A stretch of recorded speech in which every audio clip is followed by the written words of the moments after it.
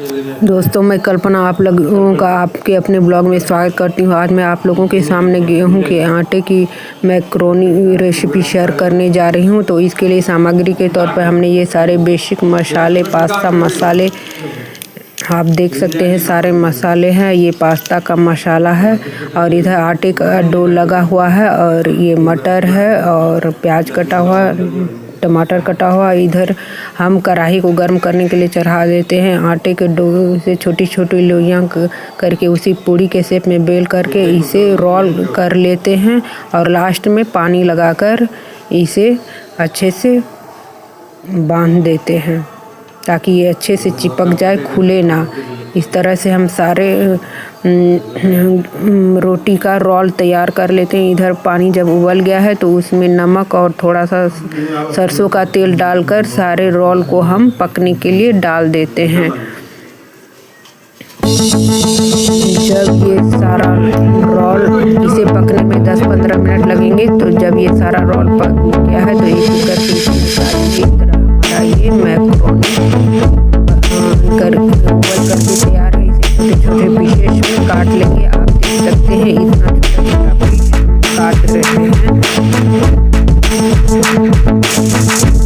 इस तरह से हम सारे रोल छोटे पीसेस तैयार कर लेंगे। तो तरह का कटा हुआ तैयार है। इधर कढ़ाई गर्म होने के बाद उसमें राई डाल दीजिए और